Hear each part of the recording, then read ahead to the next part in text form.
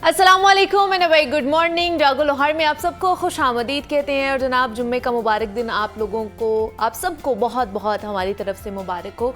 और आज आप लोग ये सोच रहे होंगे कि आज मैंने गरम गरम चाय की प्याली क्यों नहीं पकड़ी, कप क्यों नहीं पकड़ा, और आज मैं ये गिलास, पानी का गिलास पकड़ के क्या कर रही हूँ। तो आज मैंने जनाब इसी हवाले से एक आम मिसाल है ज़िंदगी की, और ये छोटा सा मैसेज समझाने की आज मैंने कोशिश करनी है कि कैसे हम इन हालात में ना मुतमईन ज़िंदगी गुजार सकते हैं, क्योंकि इस वक्त हर कोई परेशान है। लेकिन फ़र्ज़ करें कि आप अगर 1 मिनट के लिए अपने हाथ में ये छोटा सा पानी का गिलास है, इसको आप पकड़ लें, तो आपको इसका जो वज़न है अपने बाजुओं पर उस तरह महसूस नहीं होगा। और अगर आप इसी गिलास को 5 मिनट तक भी पकड़ेंगे तो फिर भी आपको शायद ये वज़न इतना महसूस नहीं होगा। लेकिन अगर आप इस गिलास को 1 घंटे तक अपने हाथ में पकड़े रखेंगे तो आपको अपने बाजू में कुछ ना कुछ वज़न महसूस होना शुरू होगा। और फिर अगर यही गिलास पूरे दिन के लिए आप एक ही अंदाज में, यानी कि इसी तरह अगर मैं पकड़ी रखूं, तो ऑब्वियसली मेरा जो बाजू है वो शायद मफलूज होता हुआ दिखाई दे, उसमें दर्द होना शुरू हो जाए। अब आते हैं असल बात पर। ये तो मैंने एक मिसाल दी है, छोटी सी मिसाल दी है। अब आते हैं असल बात पर, यानी कि जो मुश्किलात हैं और जो मसाइब हैं उसका सामना कैसे करना है हम सब ने। तो ऐसे ही अगर आप दुख, परेशानी या फिर मसाइल को अपने दिमाग पर कुछ अरसे तक रहने देंगे तो शायद इतना मसला नहीं होगा।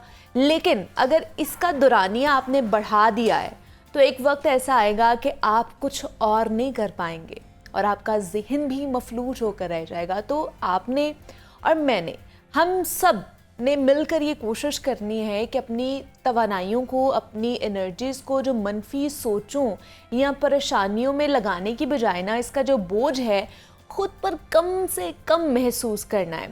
अच्छा या बुरा वक्त ज़िंदगी का हिस्सा होता है। मैं कहती हूँ कि अगर कंसिस्टेंसी रहेगी ना आपकी ज़िंदगी में, और मेरा नहीं ख्याल कि अगर एक ही जैसी ज़िंदगी हमारी रहेगी तो हम ज़िंदगी को एंजॉय कर पाएंगे। अप्स एंड डाउन्स हमारी ज़िंदगी में आते रहने चाहिए, और अपनी किसी भी कमज़ोरी को ना अपनी मंजिल की राह में रुकावट नहीं हमने बनने देना। और जब हमारी ज़िंदगी में अप्स एंड डाउन्स आते हैं ना, खुशी, गमी, ये सारे जो एहसासात हम महसूस करते हैं ना, उसमें हमें पता चलता है कि हमारी ज़िंदगी में हम कहाँ पर लैक कर रहे हैं, हमें कौन सी फील्ड में ज़्यादा मजबूत होने की ज़रूरत है। अगर मुस्तहकम चलती रहेगी, एक ही ट्रैक पे हमारी ज़िंदगी चलती रहेगी, फ़र्ज़ कर लें कि हम चाहते हैं कि हम बहुत खुश रहें, और अगर हम सिर्फ खुश ही रहेंगे, हमें कोई गम नहीं आएगा, हमें कोई तकलीफ़ नहीं पहुंचेगी, तो हम कितनी देर खुशी मनाएंगे, हम कितनी देर खुश रह सकते हैं। कभी ना कभी तो दिल उकता जाएगा ना, कभी ना कभी तो दिल थक जाएगा कि कितना हंसे हम, कितनी खुशी मनाए। कभी ना कभी तो हमें रिलैक्स करने का, ख़ुद को थोड़ा सा नॉर्मलाइज करने का दिल चाहेगा। तो इसलिए अप्स एंड डाउन ज़िंदगी में आना ज़िंदगी की खूबसूरती है। अगर आप इसको एज अ खूबसूरती लेकर चलेंगे, ज़िंदगी का हिस्सा लेकर चलेंगे, कि ज़िंदगी का हिस्सा बना कर चलेंगे ना, तो मेरे ख्याल से फिर कोई भी मुश्किल जो है ना वो आपके लिए बहुत बड़ा पहाड़ नहीं होगी। उसको पहाड़, किसी भी मुश्किल को, किसी भी मुसीबत को, किसी भी परेशानी को पहाड़ हम खुद बनाते हैं। उसके बारे में ओवर थिंकिंग कर करके हम लोग उसको राई का पहाड़ बना देते हैं, और हालांकि हकीकत में वो परेशानी, वो तकलीफ़ इतनी ज़्यादा नहीं होती है। तो इसलिए अपनी मनफी सोचों को अपने ऊपर गालिब आने से रोकना है हमें, क्योंकि हमारा जो दिमाग है ना वो हमारे कंट्रोल में होना चाहिए। हम हमारे दिमाग के कंट्रोल में नहीं होने चाहिए। हमारी सोचें हमारे कंट्रोल में होनी चाहिए कि हमने किस तरह अपने दिमाग को किस सिचुएशन में कन्वर्ट करना है, डाइवर्ट करना है। ये आपका इसके अंदर बहुत अहम रोल होता है। इसके लिए बहुत ज़्यादा मेहनत नहीं करनी पड़ती, आपको फोकस रहना पड़ता है।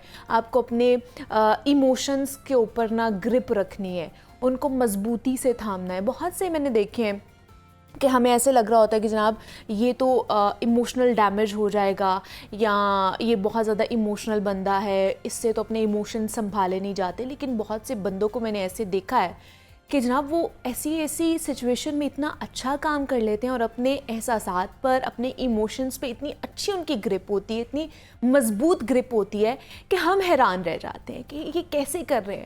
تو یہ چھوٹی چھوٹی چیزیں جس طرح آپ اپنی لائف سٹائل کو تھوڑا سا چینج کر کے آپ بہتر بنا سکتے ہیں، ایکسرسائز کر کے، یوگا کے ٹپس کر کے آپ اپنے فوکس کو، خاص طور پر ہمارا فوکس ڈائیورٹ ہو جاتا ہے جب ہماری منفی سوچیں آنا شروع ہوتی ہیں نا، کیونکہ ہمارا فوکس ڈائیورٹ ہو جاتا ہے تو ہم ایک منفی سوچ کے ساتھ دوسری سوچ کو لنک اپ کرتے جاتے ہیں اور وہ ایک بڑا سا ہاچ پاچ بن جاتا ہے ہماری دماغ کے اندر. تو وہ پھر ہمیں متاثر کرتا ہے، وہ کسی اور کو تو نہیں متاثر کرتا کیونکہ وہ آپ کے دماغ کے اندر چل رہا ہے، تو وہ آپ کی کارکردگی کو متاثر کرے گا، آپ کی صحت کو متاثر کرے گا، آپ کی مینٹل ہیلتھ کو متاثر کرے گا. تو اس لیے بہتر ہے کہ ان سوچوں کو اپنے اوپر غالب کرنے سے آپ ان کو باہر نکالیں، شیئرنگ کریں. آج کل کی شیئرنگ کا بھی دور ختم ہو چکا ہے، شیئرنگ کریں جتنا ہو سکتا ہے، شیئر کریں. اور جو سن رہے ہوتے ہیں نا ان سے میری یہی درخواست ہے کہ جناب آرام سے اور سکون سے کسی کی بات سن لیا کرے، اس میں نوک جھونک نہیں کرنی ہے آپ لوگوں نے.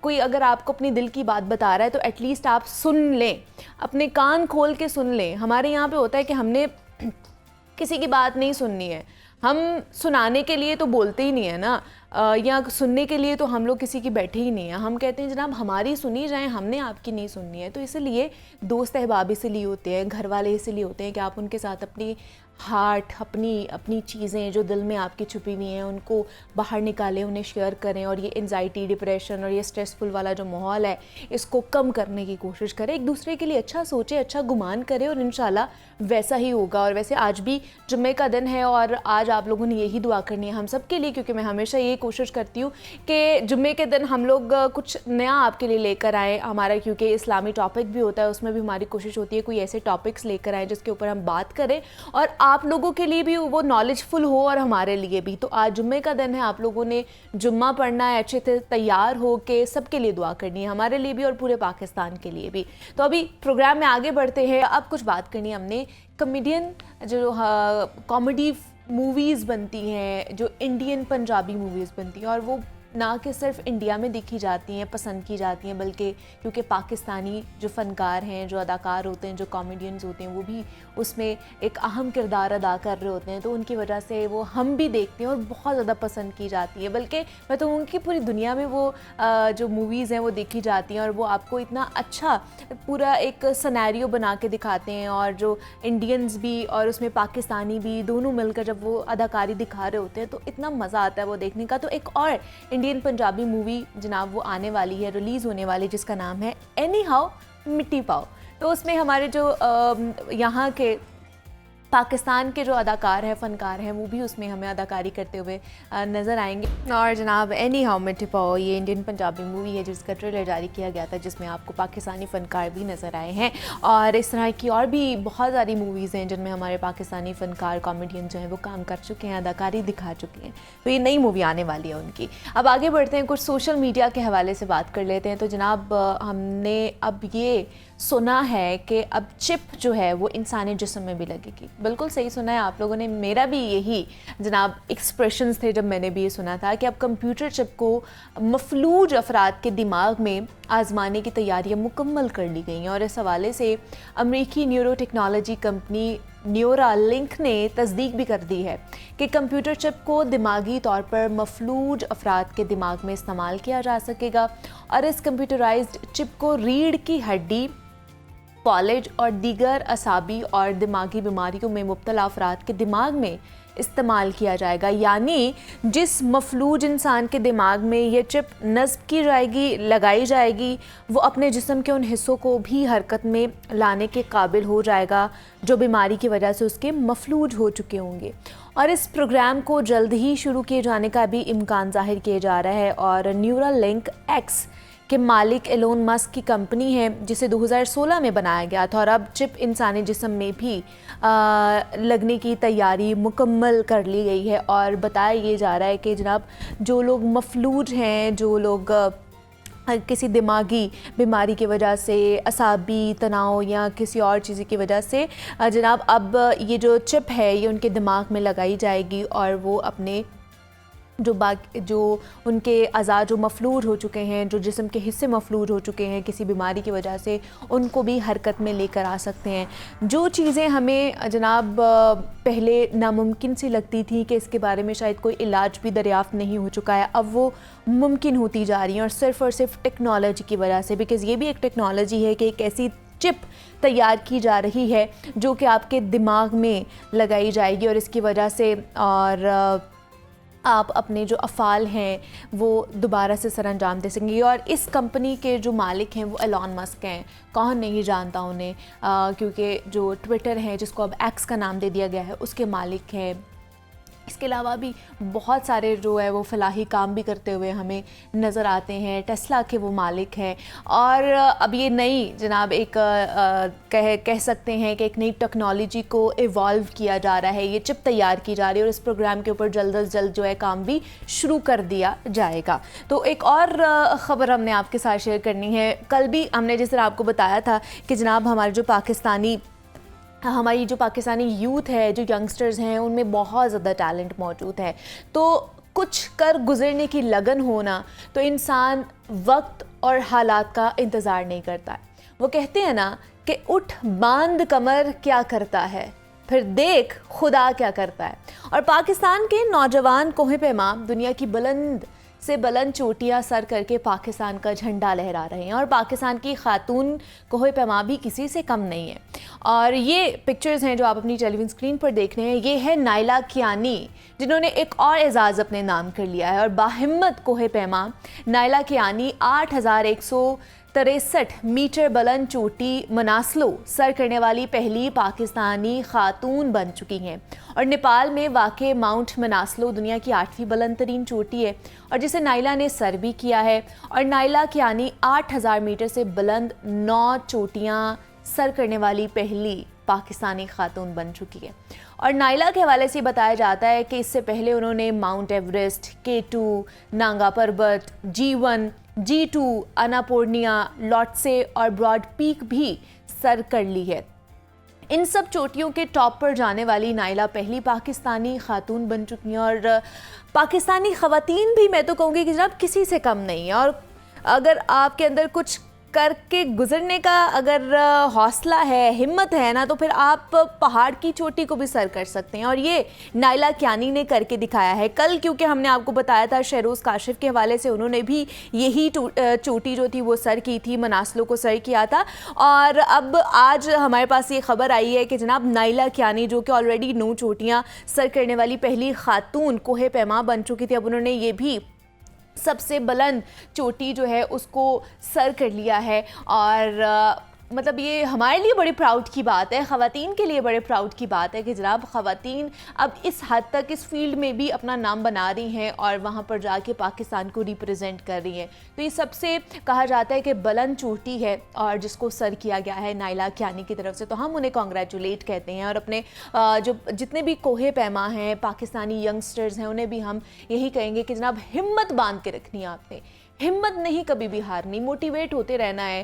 ہار اور جیت جو ہے نا وہ آپ کی زندگی کا حصہ ہوتے ہیں، لیکن آپ نے محنت کرنا کبھی بھی نہیں چھوڑنی ہے، تو ایٹ دا اینڈ آپ کو اس کا پھل ضرور ملتا ہے۔ تو آگے بڑھتے ہیں اور ایک اور خبر آپ کے ساتھ شیئر کرتے ہیں۔ جناب شائقین کرکٹ ورلڈ کپ کے ترانے سے مایوس دکھائی دیے، کل ہم نے آپ کو اس کا ترانہ بھی دکھایا تھا، اس کا آفیشیل جو سانگ تھا، یہ آپ ٹیلی ویژن اسکرین پر بھی اس کی فوٹیجز دیکھ رہے ہیں، اور کرکٹ فینس کی بڑی تعداد نے نا اس کے بعد علی ظفر سے گانے کی درخواست کر دی ہے۔ ICC نے بدھ کو آئندہ ماہ بھارت میں ہونے والے کرکٹ ورلڈ کپ 2023 کا آفیشیل ترانہ دل جشن بولے اپنے آفیشیل یوٹیوب چینل پر ریلیز کیا، اور جسے سوشل میڈیا پر شائقین کی طرف سے خوب تنقید کا نشانہ بنایا جا رہا ہے۔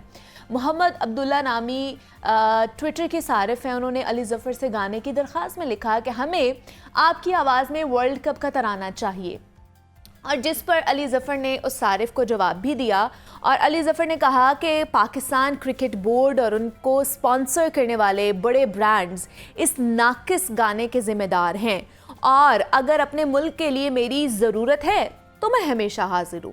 انہوں نے مزید یہ بھی کہا کہ کارپوریٹ کلچر کی اپنی خوبیاں اور خامیاں ہوتی ہیں جن پر میں تبصرہ نہیں کرنا چاہتا، لیکن اگر مزہ نہ آیا تو بھائی حاضر ہے. اور سوشل میڈیا پر ورلڈ کپ ترانے کو تنقید کا سامنا کرنا پڑا, اور کل جس طرح ہم نے آپ کو یہ آفیشیل جو ان کا سانگ تھا جو ورلڈ کپ ہونے جا رہا ہے, اکتوبر میں سٹارٹ ہوگا اور نومبر تک یہ چلے گا, اور جو کہ بھارت میں ہی کھیلا جائے گا, اور اس کا ترانہ جو ہے وہ جب سوشل میڈیا پر اپلوڈ کیا گیا ہے تو اس حوالے سے جناب جو شائقین کرکٹ ہیں انہوں نے بہت تنقید کا نشانہ بنایا ہے کہ یہ کس طرح کا گانا بنایا گیا ہے, ہمیں پسند نہیں آیا. اور جس طرح علی ظفر جو ہر دل پسند ہیں اور بہت زیادہ مشہور ہیں اپنے گانوں کے حوالے سے, اپنی پرسنالٹی کے حوالے سے, انہیں درخواست کی گئی ہے جناب کہ آپ جو ہے نا وہ ورلڈ کپ کے لیے گانا کوئی تیار کریں اور وہ بنائیں, اور ہمیں جو ہے وہ چاہیے, اس کے لیے درخواست کی گئی ہے. تو انہوں نے بھی کہا ہے کہ جناب ہم حاضر ہیں, آپ جب کہیں گے ہم اس کے اوپر گانا بنائیں گے. تو دیکھتے ہیں کہ ان کی طرف سے اب کیا رسپانس آتا ہے, وہ گانا بناتے ہیں یا نہیں بناتے. تو یہ کچھ ٹویٹر پر چیزیں چل رہی تھیں. اب کچھ مولا جٹ کے حوالے سے بات کر لیتے ہیں, کیونکہ دنیا بھر میں نا دھوم مچانے والی جو لالی ووڈ فلم ہے ہماری دی لیجنڈ آف مولا جٹ, امریکی سٹنٹ ایوارڈ کے لیے نامزد کر دی گئی ہے, اور پاکستان میں سب سے زیادہ کمائی کرنے والی فلم دی مولا جٹ کا اختتامی منظر بہترین فائٹ سین کی کیٹیگری کے لیے بھی نامزد کیا گیا ہے. اور فلم ساز بلال لاشاری کی نگرانی میں بننے والی اس فلم میں فواد خان نے مولا جٹ کا کردار ادا کیا اور حمزہ علی عباسی نے نوری نت کا کردار ادا کیا, اور کیا خوبصورت اداکاری ان کی طرف سے کی گئی ہے. اور فلم دی لیجنڈ آف مولا جٹ کے ہالی ووڈ میں چرچے بھی ہو رہے ہیں. دنیا بھر میں جو ہے جناب ہماری جو فلم ہے دی لیجنڈ آف مولا جٹ, اس کی دھوم مچی ہوئی ہے. نہ کہ صرف پاکستان میں اس کو بہت زیادہ پسند کیا گیا تھا, بلکہ دنیا بھر میں جناب یہ مووی ہالی ووڈ مووی کے چرچے ہیں, اسے پسند کیا گیا ہے. اور اب ایک اور اعزاز اس مووی کے لیے ہے کہ اس کی جو بہترین فائٹ کی جو لاسٹ پہ جو بہترین فائٹ کی گئی تھی مولا جٹ کی طرف سے, جو کہ فواد خان جس کا کردار ادا کر رہے تھے, اور نوری نت جو کہ اس میں ہمیں حمزہ علی عباسی نظر آئے ہیں, ان کے درمیان جو ایک فائٹ تھی, فائٹ کا سین تھا, اسے بہترین کیٹیگری میں جو ہے وہ نامزد کیا گیا ہے. اور یہ بھی ایک ہمارے لیے بہت بڑی اعزاز کی بات ہے. بہت بڑی کاسٹ ہمیں اس میں نظر آئی تھی, اور کیا خوبصورت مووی بنائی گئی ہے, کیا اس کی سٹوری تھی, اور کس طرح اس کو کریکٹرسائز کیا گیا ہے, کس طرح اس کے کریکٹرز کو انہانس کیا گیا ہے. کیونکہ یہ اس سے پہلے بھی ہماری جو مووی تھی پنجابی مووی مولا جٹ, اس کا یہ ری میک آپ کہہ لیں کہ دی لیجنڈ آف مولا جٹ بنایا گیا ہے. لیکن اس میں حمزہ علی عباسی کی آپ سب سے بہترین, میں تو کہوں گی کہ جو مجھے بہترین کریکٹر لگا تھا اور جس کی بہترین اداکاری لگی تھی جب میں نے دیکھا تھا, وہ حمزہ علی عباسی, جو انہوں نے نوری نت کا جو انہوں نے کردار اتنے اچھے طریقے سے نبھایا تھا نا, میرے خیال سے ان کے علاوہ وہ کوئی بھی نہیں نبھا سکتا تھا. اس کے بعد فواد خان کی اداکاری بہت اچھی تھی, ماہرہ خان کو کون بھول سکتا ہے. انہوں نے جو اداکاری کی ہے اس کے تو چرچے صرف پاکستان میں نہیں پوری دنیا میں ان کے چرچے ہیں. خوبصورتی کے تو چرچے ہے ہی ہیں, لیکن اداکاری میں بھی ان کو کوئی مات نہیں دے سکتا ہے. تو بہترین مووی تھی, اور اب ایک اور اس کو جو ہے نا ایوارڈ ملنے جا رہا ہے. فی الحال تو بھی کیٹیگری میں نامزد کیا گیا ہے, انہیں نومینیٹ کیا گیا ہے, تو انشاءاللہ انہیں ایوارڈ بھی دیا جائے گا. تو ہماری بیسٹ وشز جو ہیں وہ ان کے ساتھ ہیں, پوری کاسٹ کے ساتھ ہیں. اور ایک اور میں نے جب یہ خبر دیکھی تھی سوشل میڈیا پر, تو میں خود بھی بہت زیادہ حیران ہوئی کہ مطلب لوگوں کے اندر اتنی کریٹیوٹی کہاں سے آ جاتی ہے. اور یہ فوٹیج ہے جو آپ اپنی ٹیلی ویژن اسکرین پر دیکھ رہے ہیں. اب آپ نے مجھے بتانا ہے یہ آپ کو گاڑی لگ رہی ہے یا پھر آپ کو ٹینکی لگ رہی ہے, کیونکہ یہ ہر کوئی بڑا بہت ہی زیادہ اس سے انٹرسٹ ڈیولپ ہو رہا ہے سب کا کہ یہ کیا چیز ہے اور کس طرح بنائی گئی ہے. کہ ایک گھر ہے, اس کی چھت پر یہ گاڑی ہے ٹینکی, کراچی میں گھر کی چھت پر بنی پانی کی ٹینکی کے جو منفرد ڈیزائن ہے نا, اس نے سب کو حیران کر دیا. بتایا یہ جا رہا ہے کہ 3 مہینے میں یہ منفرد ڈیزائن سے تیار کی جانے والی جو پانی کی ٹینکی ہے, اس کی لمبائی 14 فٹ ہے, چوڑائی 7 فٹ ہے اور گہرائی 6 فٹ ہے. اور رات میں جو گاڑی کی لائٹس ہیں وہ بھی روشن ہونے پر جو منظر ہے وہ اور بھی زیادہ دلکش لگتا ہے. اور منفرد ڈیزائن سے تیار کی گئی ٹینکی کو شہری دور دور سے دیکھنے کے لیے پہنچنے لگے ہیں, اور ٹینکی کے ڈیزائن نے سب کو بہت زیادہ حیران بھی کر دیا ہے. اور یہ بالکل آپ دیکھ سکتے ہیں, ایسا لگ رہا ہے کہ کسی نے اپنی گھر کی چھت پر ایک پوری جو گاڑی ہے اس کو لا کر کھڑا کر دیا ہے. اور یہ منفرد ڈیزائن جناب کراچی میں کرنگی کے علاقے میں اور اس کو بنایا گیا ہے, اور بہت زیادہ سوشل میڈیا پر بھی ये जो है ट्रेंडिंग पे था और सब यही सोच रहे थे कि इसके पीछे का जो आइडिया है बड़ा ही मुनफरिद आइडिया है और जिसने भी ये बनाया है बहुत ही उसने सोच विचार करके और बिल्कुल इसके ऊपर इतना काम करके 3 माह कह रहे हैं कि इसके ऊपर 3 माह का अरसा लगा और फिर जाके ये जो गाड़ी नुमा पानी की टंकी जो है वो तैयार की गई है और इसको दूर दूर से लोग देखने आते हैं कि हम देख के तो आए कि वाकई ये टंकी है भी है या नहीं है। और गाड़ी के मतलब आपके घर के छत के ऊपर अगर एक गाड़ी नुमा टंकी पड़ी हो तो ऑब्वियसली सबकी जो तवज्जो का मरकज़ वो रहेगा और हर कोई यही पूछेगा आपसे कि ये आपने क्या अपने घर की छत पर रखा हुआ है। तो ये कुछ सोशल मीडिया स्टोरीज़ थी जो बहुत ज़्यादा वायरल हो रही थी सोशल मीडिया पर, जो हमने सोचा कि आपके साथ ज़रूर शेयर की जाए। आगे बढ़ते अब कुछ हम लोग बात कर लेते हैं योगा के हवाले से। तो आज सुलाफ़े नकवी हमारे साथ योगा के हवाले से कौन से टिप्स शेयर करने वाली हैं, तो उन्हीं की तरफ चलते हैं। सुलाफ़े, ओवर टू यू। जी मुनीबा, आज हम बात करने वाले हैं योगा फॉर ग्लोइंग स्किन। अच्छा, ये ज़्यादातर ख़वातीन इस हवाले से सेंटी होती हैं, हमने सुना है, लेकिन मेरे देखने में ये भी आया कि जो मेल्स भी होते हैं वो भी चीज़ को लेके बड़े कॉन्शियस होते हैं कि हमारी स्किन किसी तरीके अच्छी होनी चाहिए। सो लड़कियां या लड़के सब मुतवज्जे हो जाएं कि किस तरह से आप योगा के ज़रिए ग्लोइंग स्किन पा सकते हैं। अच्छा, इसके अंदर आपको सबसे पहले कोई भी चीज़ हो, आपको एक एफर्मेशन याद करनी होगी और वो क्या होगी कि I am grateful for my clear skin. अक्सर आपने देखा होगा कि जब भी हमें कोई एक्नी का इशू होता है या कोई भी चीज़ हमारे फेस पे ब्रेकआउट या कुछ भी हो रहा होता है तो हम अक्सर कहते हैं अब मुझे ये चीज़ हो रही है। उसके बाद आप आईने में जितनी दफ़ा उस चीज़ को देखते हैं वो बढ़ती चली जाती है। इसका मतलब ये होता है जिस चीज़ पर आप फोकस करते हैं एनर्जी उस चीज़ को उतना ही ग्रोथ में ले आएगी, उतना ही फोकस आपका बढ़ेगा, उतनी ही वो चीज़ ग्रो करेगी। तो आपको क्लियर स्किन की तरफ सबसे पहले आपको अपना ध्यान वहाँ लगाना होगा। अब इसके अलावा टिप क्या होती है, तमाम एक्सरसाइजेस या योगा के वो पोजेस जिसके अंदर ब्लड की जो सप्लाई है आपके लिए बेहतर हो, उससे पहले स्किन को एक्टिवेट किस तरह करना है। जब आप सुबह उठें या आप बैठे हुए हैं अपने काउच पे है कहीं भी, आपने स्किन टैपिंग शुरू कर दी।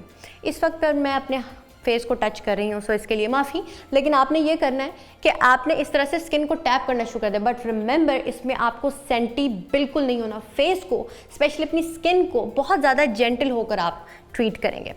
इसके अलावा अब वो जो तमाम पोज जो आपकी ब्लड सप्लाई बढ़ाते हैं, अब उसमें क्या आएगा, फिश पोज। सबसे पहले उसमें आपको क्या करना है, आप अपने मैट पर आ गए या कोई भी जो जगह है आपके पास, आप वहाँ पर आए। उसके बाद आपने अपनी लेग्स को एक्सटेंड किया। एक्सटेंड करने के बाद कंफर्टेबली आप इस पोजीशन में जाएंगे, इसमें आपको जर्क नहीं लगनी चाहिए। अब आपने अपने हाथों से आराम से पीछे गए, अपने पाँव को बिल्कुल आप रिलैक्स छोड़ दें और उसके बाद अपने हाथों को एक लेवल पर सेट करने के बाद यहाँ अब इस पोज में आपको रहने के लिए क्या करना है, आपने 30 सेकंड तक गुजारने हैं इसके अंदर। एक चीज़ बता दूं, अगर मैं योगा बताऊं ग्लोइंग स्किन के लिए या किसी भी चीज़ के क्योर के लिए, तो साथ ही साथ ये वेट लॉस के लिए भी होता है, इसलिए ये आपका वर्कआउट भी होगा। फिश पोज अगर आपको हार्मोनल इम्बैलेंस है, आपकी स्किन भी अच्छा करेगा, आपके हार्मोन्स को भी बैलेंस करेगा, आपका वेट भी रिड्यूस होगा। इसके अलावा योग मुद्रा, यानी कि आपके फेस पे थोड़ा सा प्रेशर आए, तो उसके लिए आपको क्या करना है, अपने हाथों को आपने पीछे लॉक कर लिया। लॉक करेंगे या बांध सकते हैं या सल्यूट में जा सकते हैं आप पीछे। आपने लॉक किया और इनहेल करते हुए आप अपनी नीज पर आएंगे। Inhale and exhale, inhale. आप इसको बहुत स्लो करेंगे। एक्सहेल। ये चीज़ करने के बाद आप सामने भी जा सकते हैं। अगर आप सामने जाते हैं तो साथ ही साथ आपका जो बेली फैट है वो भी टारगेट होता है, लेकिन अभी हम बात कर रहे हैं ग्लोइंग स्किन की कि वो किस तरह से आप पा सकते हैं। अब इसके अलावा आपकी एक चीज़ आती है जो कोबरा पोज। कोबरा पोज हो, यानी कि आपके बात हो रही हो वर्कआउट की या योगा की, तो कोबरा पोज ज़रूर आता है। और वो किस तरह से होगा कि आपने अपने मैट पर इस तरह से पोजीशन ली और उसके बाद आपने जस्ट लाई डाउन और यहाँ पर आपने रहते हुए खुद को आर्च में ले गए। जब आर्च में जाएंगे आप बात नहीं करेंगे। आर्च में लेकर जाने के बाद अगर आप इस पोजीशन में रेस्ट करते हैं, यानी अपने हाथों को आप अपनी थाइज़ के नीचे रख लेते हैं, इसमें रेस्ट करते हैं, तो आपके जो ब्लड की सप्लाई है स्पेशली आपके फेशियल एरिया में वो बहुत अच्छी हो जाती है और इस वजह से आपकी जो स्किन है वो अच्छी होगी। स्किन के जो इश्यूज़ जो भी आपको आ रहे हैं, ड्राई है जो भी, उसको बैलेंस करने में हेल्प करेगी। योगा जो है, चाहे आपका मेटाबॉलिक रेट हो या आपका कोई भी इशू हो, उसको एक अल्टीमेट लेवल पर लाकर उसको छोड़ देती है। तो आपको इस तरह से इस चीज़ का ख्याल रखना होगा। इसके अलावा स्पाइनल ट्विस्ट, जितनी चीज़ें बताई जा रही हैं 30 सेकंड्स तक आप इसको दोहरा सकते हैं 2 से 3 दफ़ा। आपने क्या किया, स्पाइनल ट्विस्ट इसमें थोड़ा सा डिफरेंट होगा क्योंकि स्किन के लिए है। यहाँ आप अपना हाथ एक थाई पर रखेंगे, बिगिनर्स हैं तो अपना हाथ पीछे ही रहेगा, लेकिन यहाँ पर आप सांस लेते रहेंगे, inhale and exhale, switch side, inhale and exhale. जैसे कि मैंने आपको शुरू में एक चीज़ बताई थी कि हो सकता है कि ये स्ट्रेस की वजह से भी हो। ज़ाहिर है कि आपके जो अंदर चल रहा होता है सेम वैसे ही वही आपके बाहर दिख रहा होता है, आपके चेहरे पर। अगर आप थके हुए हैं तो फटीग दिखेगी, आप थके हैं या आप स्ट्रेस में हैं, आपको गुस्सा आ रहा है, तो वो सब आपके चेहरे पे आना शुरू हो जाएगा। तो एक चीज़ इसमें स्वॉलो योर ब्रेथ, जो कि एंटी एजिंग के लिए और आपकी ग्लोइंग स्किन के लिए बहुत अच्छी होती है। स्वॉलो योर ब्रेथ मीन्स कि आप अपनी ब्रेथ को स्वॉलो करेंगे। कैसे? Inhale, swallow and exhale. Again inhale, swallow and क्या बात है जनाब। ग्लोइंग स्किन के लिए सुलाफ नकवी ने आज आप लोगों को और हमें ख़ास तौर पर ख़वातीन भी कर सकती हैं और ये मर्द हज़रात भी कर सकते हैं। ग्लोइंग स्किन के लिए हर किसी को चाहिए कि हमारी स्किन ग्लो करे। तो सुलाफ़े हमारे आज उन्होंने हमें ग्लोइंग स्किन के हवाले से टिप्स दी हैं योगा की। सुलाफ़े आपके आज के लिए आपका बहुत शुक्रिया। और इसी नोट पर एक छोटी सी ब्रेक लेते हैं, मिलते हैं इस ब्रेक के बाद।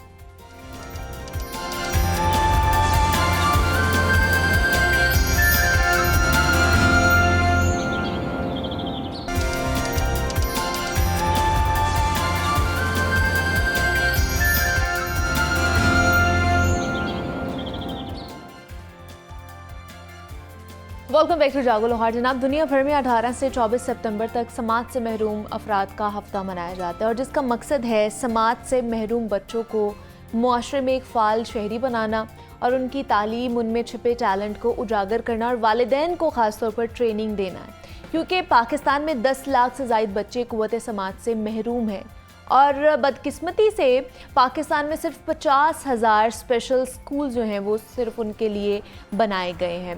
और गरीब वालिदैन तो समाज से जो महरूम बच्चे हैं उनको महंगे या स्पेशल स्कूल्स में भेजने से भी कासिर होते हैं और स्पेशल बच्चों से मुतल्लिक हुकूमती रवैया भी काबिल सताइश नहीं है।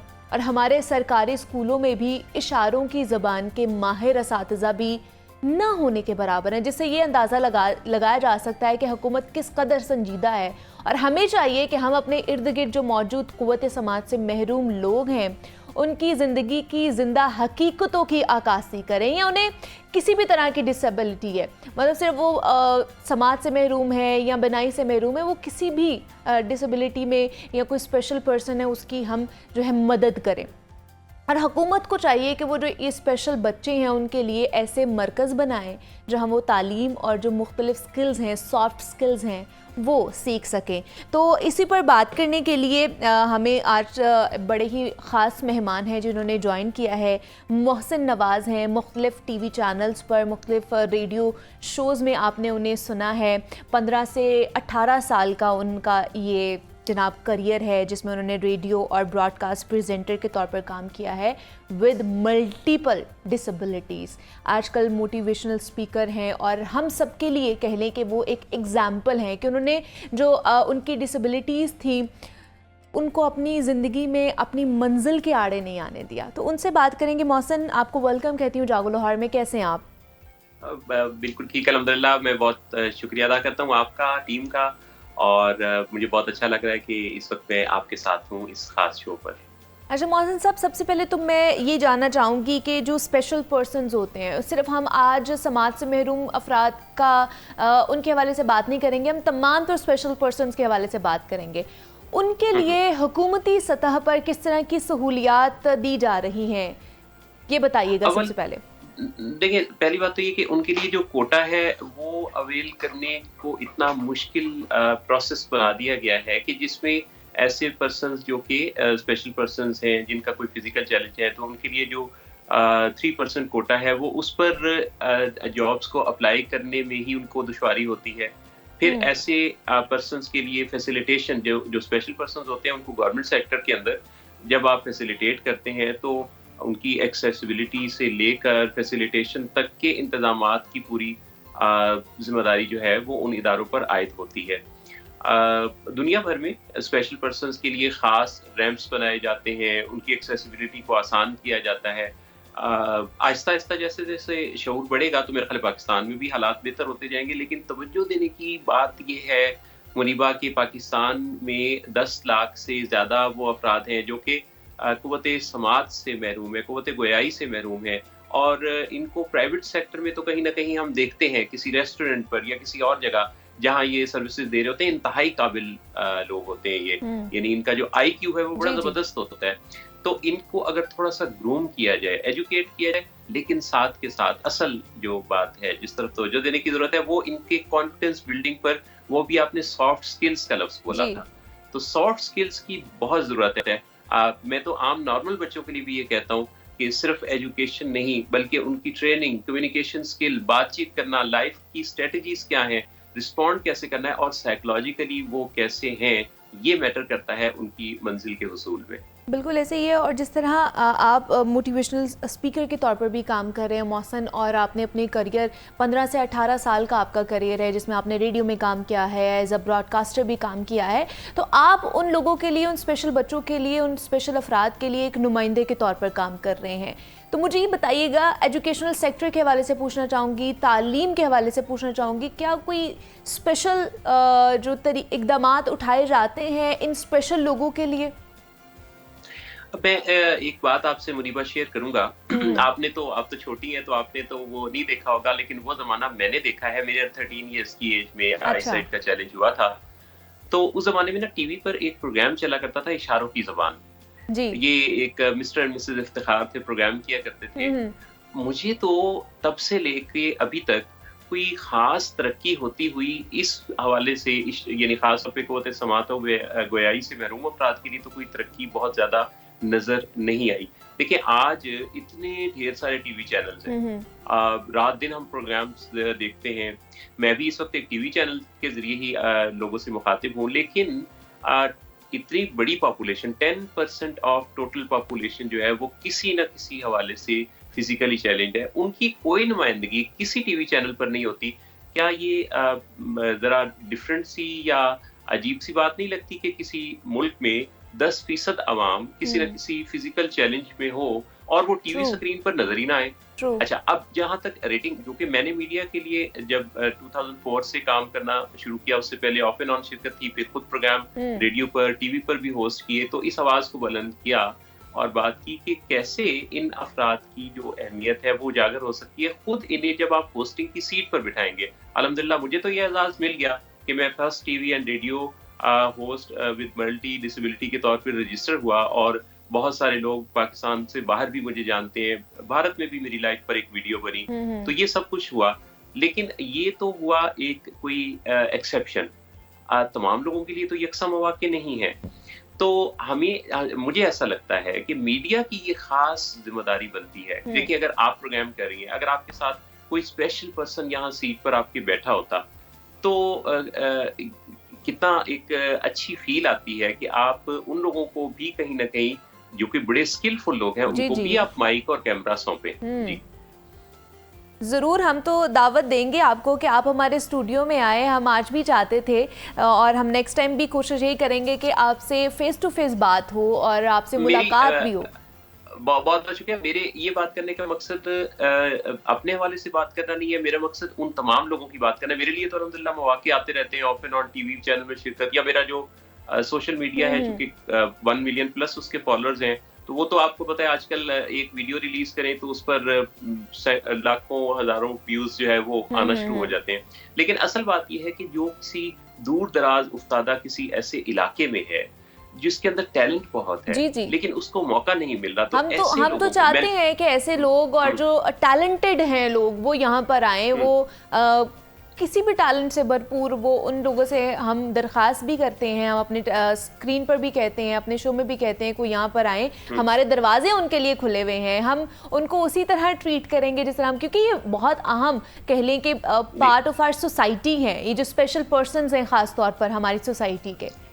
مجھے آپ کو میں آپ سے شیئر کروں کہ مجھے بہت خوشی ہے کہ الحمدللہ میری جب شادی ہوئی ماریا سے، ماریا ایک بڑی زبردست شخصیت، میری وائف جو ہے، ہماری لو میرج ہے اور 25 اچھا، سال اس ماشاء سال اللہ. پورے ہو رہے ہیں.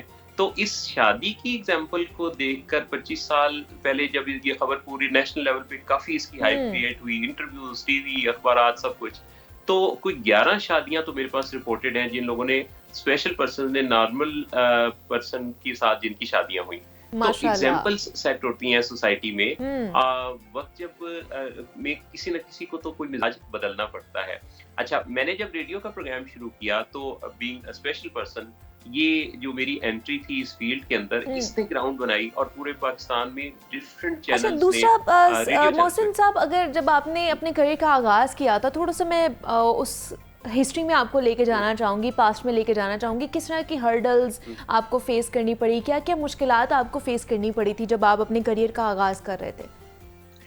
منیبا، میں آپ کو ایک بات بتاؤں گا جو کہ آپ کے لیے اور میرے ناظرین کے لیے بھی بڑے فائدے کی ہے. ہمیں جو لگتا ہے وہی ہوتا ہے. مجھے لگتا تھا کہ میں انشاءاللہ کچھ جو کرنے کا خواب ہے میرا وہ پورا ہوگا.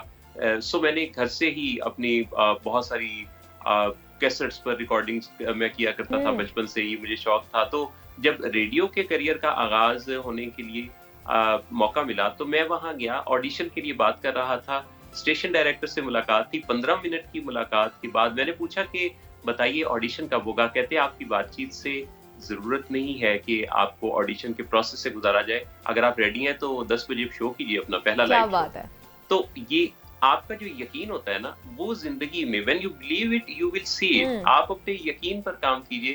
اور میں ناظرین سے بھی یہ کہوں گا جن کے ہاں کوئی بچے ہیں، دشواریاں ہیں، جن کو کوئی فزیکل چیلنج ہے، کوئی مسئلہ ہے، ان کو منظر عام پر لائیں، ان کے کانفیڈنس بلڈنگ پر کام کریں. ایک دفعہ اگر ان کے کانفیڈنس میں کچھ کمی نظر آئے تو اس کام کو کروانے سے مت، انہیں آگے بڑھائیے. اور ان کی کانفیڈنس بلڈنگ پر جب آپ کام کریں گے، ان کی پریزنٹیشن آڈیو پر، ویڈیو پر ہونا شروع ہوگی، تو وہ کسی بھی فورم پر، میڈیا علاوہ بھی، اگر وہ فرض کریں کسی آرگنائزیشن کا حصہ بنتے ہیں جہاں انہیں پبلک ڈیلنگ کا سامنا ہے، تو کانفیڈنس کا بلڈ کرنا، بات کرنے کا اچھا ہنر آنا، یہ وہ چیزیں ہیں جو کہ کسی انسان کو زندگی میں آگے بڑھاتی ہیں. ہم انسان ہیں نا، ہم سوچ سکتے ہیں اور اپنی سوچ کو دوسروں تک کہہ کر، بول کر، لکھ کر، گا کر، تصویر بنا کر ہم اپنی سوچ کو منتقل کرتے ہیں. اپنے ہنر کو پہچانیے اور اپنے ہنر کو استعمال کرنا شروع کیجیے. اچھا، دوسرا مجھے یہ محسن بتائیے کہ جیسے میں نے ایجوکیشن کے حوالے سے بات کی اور اسپیشل اسکولز ہیں بھی، لیکن کہا جاتا ہے کہ ایک تو وہ کیونکہ پاکستان میں بہت زیادہ ہیں ہمارے اسپیشل بچے، تو ان کی نسبت وہ بہت کم ہیں جو اسپیشل ایجوکیشن سیکٹرز جو بنائے گئے ہیں، جو ادارے بنائے گئے ہیں. اور دوسرا ان کی جو فیس ہے وہ بہت زیادہ لی جاتی ہے جو ہر کوئی افورڈ نہیں کر سکتا ہے. تو آپ کو کیا لگتا ہے کہ اس حوالے سے ہمیں مزید کیا اقدامات اٹھانے کی ضرورت ہے اور اس میں کیا نیا ایک جو ہے وہ قدم ہم اٹھا سکتے ہیں، نیا انیشیٹو لے سکتے ہیں؟ انفراسٹرکچر کے اندر کافی تبدیلیوں کی ضرورت ہے. نیشنل لیول پر اس چیز کے اعداد و شمار جب آ چکے کہ اتنی بڑی تعداد میں آپ کے ملک کے اندر اسپیشل پرسنز ہیں، تو آپ کو ان کے لیے نئے سرے سے جائزہ لینا ہوگا. خاص طور پہ ہمارے یہاں سوشل ویلفیئر ڈپارٹمنٹ کے اندر، اسپیشل ایجوکیشن ڈپارٹمنٹ کے اندر باقاعدہ اس کی منسٹری موجود ہے. تو ان کو بھی ایسے خاص موقعوں پر ضرور میڈیا کی یہ ذمہ داری ہے کہ وہ ان کو بلائیں، ان سے بات کریں. جب کسی بارے میں بات ہوتی ہے نا تو مسئلے حل ہوتے ہیں. میں نے جب ریڈیو کا پروگرام منیبا کرنا شروع کیا تھا تو پنجاب یونیورسٹی میں اسپیشل ایجوکیشن کا ڈپارٹمنٹ 4th فلور پہ تھا، اور میں نے یہ کیا کہ میں نے متعلقہ لوگوں کو، انتظامیہ کو اپنے پروگرام میں دعوت دے دی اور وہاں بلا کے آمنے سامنے بٹھا کے لائیو کالز تھیں اور ان کو بتایا کہ کس طریقے سے وہ اسپیشل پرسن تو وہاں جا ہی نہیں سکتے جو ویل چیئر یوزر ہیں، وہ 4تھے فلور پہ کیسے جائیں گے. اور ہمارے اس پروگرام کے نتیجہ میں وہ ڈپارٹمنٹ نیچے شفٹ ہوا. تو آپ بھی ایسا ہی کیجئے. آپ اپنے اس شو کی مدد سے اگر دلچسپی لے رہی ہیں اور آپ نے یہ پروگرام، جیسے 15 اکتوبر کو جو ہے وہ نابینا افراد کا عالمی دن منایا جاتا ہے جسے وائٹ کین ڈے کہتے ہیں. تو اس شو پر اس حوالے سے بھی خاص پروگرامز ہونے چاہیے. تو میں سمجھتا ہوں کہ اس پہ گنجائش ہے نا اس پہ کام کرنے کی. حکومت کی بھی ذمہ داری ہے، لیکن میں سمجھتا ہوں کہ حکومت کی طرف انتظار کی نظر سے دیکھتے رہنے کی نسبت ہمیں اپنا کردار ادا کرنا ہوگا، مجھے اور آپ کو. اچھا، جس طرح آپ نے حکومت کی ذمہ داری کے حوالے سے بات کی ہے کہ ایک بہت بڑی اور اہم ذمہ داری بنتی ہے حکومت کے اوپر بھی کہ وہ خاص طور پر اسپیشل بچوں کے حوالے سے، اسپیشل افراد کے حوالے سے کوئی انیشیٹوز لے. دوسرا، اقوام متحدہ بھی فنڈنگ دیتا ہے سارے جتنے بھی ممالک ہیں ان کو اسپیشل پرسنس کے حوالے سے، لیکن رپورٹس کے مطابق ہمیں یہ پتہ چل رہا تھا کہ شاید پاکستان جو ہے وہ ان کو ابھی تک انگیج نہیں کر پایا ہے، مطمئن نہیں کر پایا ہے فنڈنگ کے حوالے سے اسپیشل پرسنس کی. آپ کے پاس اس حوالے سے کوئی اپڈیٹس ہیں؟ دیکھیں، پاکستان کو انٹرنیشنل لیول پر اس بارے میں بات کرنے کی ضرورت ہے کہ یہاں جو اسپیشل پرسنز ہیں ان کے حالات کیسے ہیں. یہاں تو میں آپ کو بتاؤں، الحمدللہ میرے وسائل تو اللہ نے مجھے یعنی ایسے رکھے ہیں کہ میں اپنی تمام ضروریات، تمام معاملات کچھ اللہ کے فضل و کرم سے چلاتا ہوں ایزیلی. لیکن یہاں تو ایسے لوگ بھی ہیں جن کے پاس ویل چیئر کا انتظام نہیں بالکل ہے، ایسے ہی ہے، جن کے پاس بنیادی ضروریات نہیں ہے. تو پاکستان واقعی اس چیز کو بین الاقوامی فورمز پر اس طرح سے ریپرزینٹ نہیں کر پایا. تو کیا وجہ ہے کہ ہماری پالیسیز چینج ہونے کی ضرورت ہے؟ کیا وجہ ہے کہ ہم اچھے طریقے سے ریپرزینٹ نہیں کر پاتے اپنے تمام تر مسائل کو؟ اور خاص طور پر اس مسئلے پہ آج ہم بات کر رہے ہیں کہ اسپیشل پرسن کے، یہ تو کوئی ڈھکا چھپا تو ہے نہیں ہے کہ اس کو ہم اچھے طریقے سے ریپرزینٹ نہ کر پائیں، ایڈریس نہ کر پائیں انٹرنیشنل فورمز کے اوپر. جی، تو اس کے لیے پھر کام کرنا ہوگا. اس کے لیے جیسے ہماری ایک ساتھی ہیں سائمہ سلیم، جنہوں نے سی ایس ایس میں کافی اچھی پوزیشن لی، پھر وہ بین الاقوامی فورمز پر بھی کام کرتی ہیں. وہ اپنی محنت کی بدولت یہ سارا کچھ انہوں نے کیا. لیکن ہمیں سرکاری سطح پر ایک ایسی کمیٹی بنانے کی ضرورت ہے جو ان سارے حالات کا کیلکولیشنز کا جائزہ لے، پھر ان کو بین الاقوامی سطح پر اقوام متحدہ میں جا کے بات کریں. مختلف جو انٹرنیشنل فورمز ہیں، یونیسیف ہے اور ادارے ہیں، وہاں جا کے بات کریں اور بتائیں کہ یہاں حالات یہ ہیں. تو ہمارے پاس، اگر پاکستان کے پاس فنڈز نہیں ہیں تو وہاں سے وہ بات کریں اور یہاں اپنا کام شروع کریں. ڈیلے اتنا زیادہ ہے، میں تو حیران ہوں کہ کتنے ایسے بچے ہوں گے جو اب شاید بوڑھے ہو گئے ہوں اسی انتظار میں کہ حالات بدلیں گے. ویسے جس نظریے کا میں قائل ہوں وہ یہ ہے کہ انتظار ظلم ہوتا ہے. دوسروں کی طرف آس کی نگاہ اٹھا کے انتظار کرنا ٹھیک نہیں ہے. اپنے اوپر اپنے ریسورسز، اپنے جو اختیارات ہیں ان کا خود استعمال کرنا ہی آپ کو زندگی میں ترقی دیتا ہے. میں ایک اور خاص بات منیبہ بٹ آپ کے ریفرنس سے، اپنے ناظرین سے اور ان اسپیشل بچوں کے جو پیرنٹس ہیں ان سے اور سوسائٹی سے کہنا چاہوں گا، وہ یہ ہے کہ ان بچوں کو، جو اسپیشل بچے ہیں، بچے ہی نہیں یہ بڑے بھی ہو جاتے ہیں، تو یہ ینگسٹرز بھی ہیں، یہ خواتین بھی ہیں، حضرات بھی ہیں، یہ اپنی فائنینشیل فٹنس پر ضرور کام کریں. جہاں جہاں بھی میری آواز پہنچ رہی ہے وہ لوگ ان کو اپرچونٹی دیں. یہ زیادہ اچھے طریقے سے، ان کا آئی کیو بڑا زبردست ہوتا ہے، یہ بہت زبردست طریقے سے کام کرتے ہیں. ان کو مواقع ملیں، ان کو مختلف فورمز پر اور میڈیا پر. یہ میں دوبارہ زور دوں گا کہ میڈیا کی ذمہ داری ہے کہ ویکلی شوز ان کے لیے ریگولر بیسس پہ جو یہ خود ہوسٹ کریں، خود اس کے اندر گیسٹ بلائیں. ایسے شوز ریگولر بیسس پہ ٹی وی چینلز نشر کریں تاکہ ٹی وی چینل کے اندر بھی ان کو باقاعدہ طور پہ ان کا سکوپ بنے، ورکنگ پوزیشن بنے اور سوسائٹی کے اندر ان کی ایک جگہ بنے، مختلف پرائیویٹ آرگنائزیشنز میں بھی. اور پھر ان کی شادیوں کے لیے ان کا پورا حق ہے، ان کے بھی جذبات ہیں. بالکل ان کی شادیوں کے لیے ایسے کپلز کو، ایسے لوگ جو شادیاں جن لوگوں نے بڑی کامیابی سے، بالکل آپ ایک ایگزامپل ہیں ہم سب کے لیے، ان افراد کے لیے جو ڈیموٹیویٹ ہو جاتے ہیں، جو کہتے ہیں کہ ہم فزیکل چیلنجڈ پرسن ہیں اور ہم ڈسیبل ہیں اور ہم شاید نہیں کر سکتے. تو آپ ایک بہت بڑی ایگزامپل ہیں ان کے لیے. الحمدللہ بہت میں کوشش کرتا رہتا ہوں. ابھی جب مجھے عمرہ کی سعادت حاصل ہوئی 4 سے 12 مئی کے درمیان، تو میں نے وہاں سے بھی جو ویڈیوز ریلیز کی جس کے الحمدللہ کافی لوگوں تک پہنچی. اور آپ حیران ہوں گی کہ میں جب وہاں عمرہ کے لیے مختلف خاص جگہوں پہ حاضری کا مجھے توفیق ہو رہی تھی، موقع مل رہا تھا، تو اس پر جو کامنٹس ہیں جو کہ لاکھوں کے ویوز اور سینکڑوں کے، ہزاروں کے کامنٹس آپ جا کے اگر میرے فیس بک پیج پر دیکھیں تو وہاں لوگوں نے یہ تبصرے کیے کہ اگر آپ جا کر اس طریقے سے یہ سارا کچھ پرفارم کر سکتے تو ہم تو ٹھیک ہیں، چنگے بھلے ہیں، ہم کیوں نہیں جا سکتے. تو لوگوں کو بڑی موٹیویشن ملتی ہے ان چیزوں سے. تو جب ایسے کچھ لوگ جب سامنے آئیں گے نا، دنیا میں تو ایسے لوگوں کی بڑی قدر ہوتی ہے. آپ ذرا دیکھیں نک ویو جیسے لوگ دیکھیں، اور کتنے لوگ ہیں.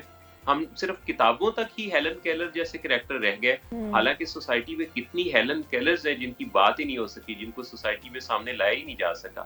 تو میں ذاتی طور پہ سمجھتا ہوں کہ زندگی کے گنے چنے سے دنوں میں سے زیادہ دن میں نے گزار لیے، تھوڑے سے دن باقی ہیں، لیکن میری خواہش یہ ہے کہ میری اس دنیا میں، کائنات پاکستان میں جہاں مجھے موقع ملتا ہے پریزنٹیشن کا، نمائندگی کا، تو میں یہ بات ضرور کرتا رہوں گا. میں نے یہ بات بھی کی تھی جس کو خیر سرکاری حلقوں میں کافی اہمیت بھی دی گئی اچھا. کہ قومی اور صوبائی اسمبلی میں ایسے افراد کی نمائندگی کے لیے خود ان کی نمائندگی ہونی چاہیے، انہی میں سے بے وہ شک. آئیں اور ان کو نشستوں پر، اسپیشل نشستوں پر بٹھائیں. اچھا، پھر ایسا جو ہے وہ ان کے لیے ایک باقاعدہ کاؤنسلنگ کا، میرا فیلڈ چونکہ کاؤنسلنگ ہے ولنگ ویز کے لیے، ولنگ ویز جو کہ پاکستان کی ایک ٹاپ آرگنائزیشن ہے، personal development, addiction treatment, counselling services, یہ سارا کچھ ہمارا ڈومین ہے.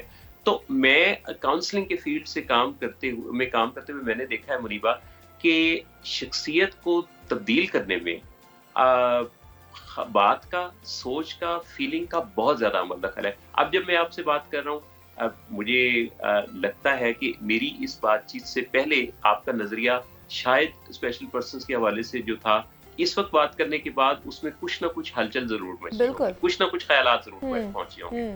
تو جو بات کا اثر ہوتا ہے نا، یہ بات الفاظ میں بڑی طاقت ہے. بالکل ایسے ہی. ان لوگوں کے لیے، ایسے بچوں کے لیے، ایسے گھروں کے لیے کاؤنسلنگ کے ذریعے ایسی اچھا، خاص طور پر مجھے محسن یہ بتائیے گا والدین کے لیے کیا کہیں گے؟ بیکاز ہم نے بہت سے ایسے بھی کہہ لیں کہ مڈل کلاس لوگوں کو، والدین کو بھی دیکھا ہے، اور دوسرا سوسائٹی کے حوالے سے بھی، بیکاز بہت سے ایسے بچوں کو جو ڈسیبل ہوتے ہیں، فزیکل چیلنج پرسنز ہوتے ہیں، ان کو ہم نے اگنور ہوتے ہوئے بھی دیکھا ہے، ایون دو کہ اپنی فیملی کی طرف سے بھی. تو ان کو کس طرح کی ٹریننگ دینی چاہیے؟ بیکاز اسپیشل بچوں کے ساتھ اسپیشل رویہ ہی، اسپیشل برتاؤ ہی، اسپیشل بیہیویئر ہی ہمیں دکھانا چاہیے. تو ان کی کس طرح ہمیں ٹریننگ دینی چاہیے، اور سوسائٹی کو کس طرح ہم لوگ چینج کر سکتے ہیں کہ یہ جو ایک بہت اہم طبقہ ہے، ایک بہت اہم حصہ ہے ہماری سوسائٹی کا، ان کو ہم نے ایکسیپٹ کرنا ہے، ان کی مدد کرنی ہے، ان کی ترقی کی راہ میں رکاوٹیں نہیں ڈالنی ہے. اچھا، اس میں یہ ہے کہ اسپیشل پرسن کو آگے بڑھنے میں مدد دینے کا طریقہ ان کی مدد کرتے رہنا نہیں ہے، بلکہ ان کو نارمل فیل کروانا ہے. یعنی اگر ان کو ہم ان کے حصے کے کام ہم کرتے رہیں گے تو پھر وہ کام کرنا سیکھیں گے نہیں. چنانچہ میں ذاتی طور پہ سمجھتا ہوں کہ والدین ہوں، سوسائٹی کے کسی بھی کلاس میں کسی بھی طرح کے لوگ ہوں، تو جب وہ ان کو کسی اسپیشل پرسن سے ان کا کوئی رشتہ یا تعلق بنے تو ان کو جہاں مدد کی ضرورت ہو ضرور کریں، جہاں وہ کہیں کہ مجھے مدد دیجیے وہاں ضرور کریں، لیکن ان کی ایمپاورمنٹ پر کام کریں. اور ان کو جب یہ قابلیت دیں گے، مثلا میں آپ کو بتاؤں کہ میری اپنی ذاتی زندگی میں بے شمار موقعوں پر منیبا ایسا ہوا کہ کسی نے میرے وہ کام کرنا چاہے جو میں خود کر سکتا تھا، اور میں ان کا شکریہ ادا کرتا تھا اور ان کو دعا دیتے ہوئے میں کہتا تھا کہ یہ کام الحمدللہ میں خود کر سکتا ہوں. ابھی بھی ایسا ہے کہ میں کہیں بھی جاتا آتا ہوں، جو ممکنہ طور پہ میں ویل چیئر یوزر ہوں، لیکن جو میں کر سکتا ہوں تو وہ میں الحمدللہ وہ خود کرتا ہوں. مجھے اس میں بڑی عزت نفس میری بہتر ہوتی ہے. تو ایسے لوگوں کو جو اسپیشل پرسن ہے، بالکل ایسے ہی محسن، آپ جیسے لوگوں کی بے حد ضرورت ہے ہماری سوسائٹی کے اندر کہ وہ اپنی آواز اٹھاتے رہیں اور لوگوں کو موٹیویٹ کرتے رہیں. بیکاز میں یہ اینڈ پہ کنکلوڈ کرنا چاہوں گی کہ جناب اللہ پاک اگر آپ سے ایک صلاحیت لیتا ہے نا، تو آپ کو ایسی چھپی ہوئی صلاحیتوں سے نوازتا ہے کہ جب آپ انہیں پرکھنا، جب آپ انہیں جاننا شروع کرتے ہیں، ایکسپلور کرنا شروع کرتے ہیں، تو آپ کامیابیوں کی منازل طے کرتے ہیں. تو اس لیے اپنے آپ کو کبھی بھی کسی سے کم نہیں سمجھنا ہے. آپ بھی ہمارا ہی حصہ ہیں، ہماری سوسائٹی کا حصہ ہیں. ہمارے ساتھ محسن نواز موجود تھے، موٹیویشنل اسپیکر ہیں. اور محسن بہت شکریہ آپ کے وقت کا کہ آپ نے ہمیں اسپیشلی ورک دیا ہے اور اس کے اوپر امپورٹنٹ ٹاپک کے اوپر ہمارے سے بات کی. یہاں پہ ایک چھوٹی سی بریک لیں گے اور ملتے ہیں اس بریک کے بعد.